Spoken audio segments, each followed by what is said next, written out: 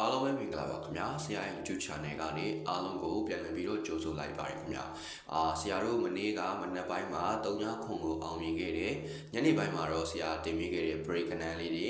ထိပ်စီကဏ္ဍလေးတွေကအနေငယ်လွှဲချော်သွားခဲ့တယ်ပေါ့နော်အဲ့တော့အများစွာစိတ်မကောင်းဖြစ်ရပါတယ်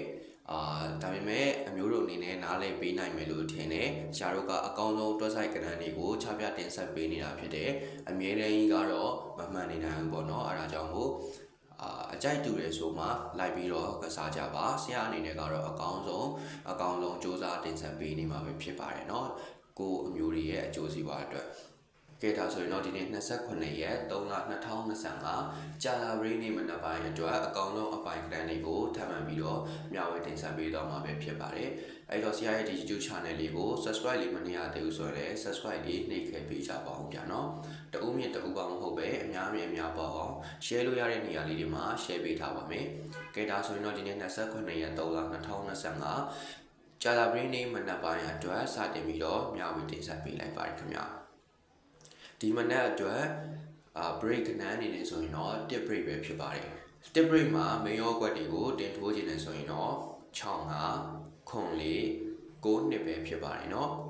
ပြီးတော့အဘမူလေးတွက်ဆိုင်ရာထိပ်စီးနှလုံးကတော့3ထိပ်စီးနဲ့4ထိပ်စီးပဲဖြစ်ပါတယ်3ထိပ်စီးကို main ရောတင်ထိုးခြင်းနဲ့ဆိုရင်တော့3 1 3 6 30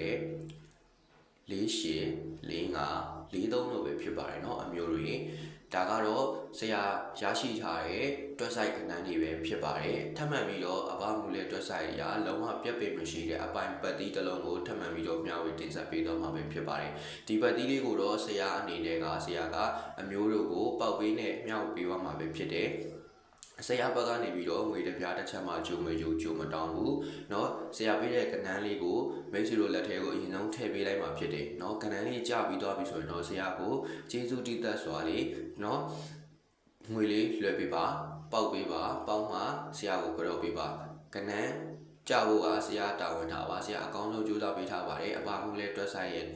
เนาะလုံးဝပြတ်ပိတ်မရှိတဲ့ထိပ်စီတစ်လုံးပါเนาะပေါက်ပေးကြီးလေးကတော့2000ပါ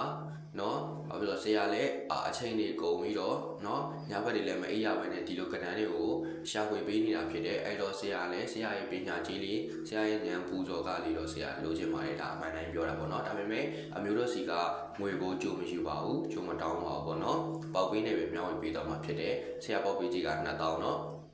ကဲဒါဆိုရင်တော့တကယ်ကြည့်တည်တဲ့သူတကယ်သစ္စာရှိတဲ့သူတွေဆရာစီကိုအမြန်ဆုံးလာပြီးတော့ဆက်သွယ်ပေးပါဆရာကဖုန်းနံပါတ်လေးပြထားပါတယ်เนาะViber မှာလည်းအပိုင်းပတ်တီးပေါက်ပေးလို့ခြင်းတော့ပါလို့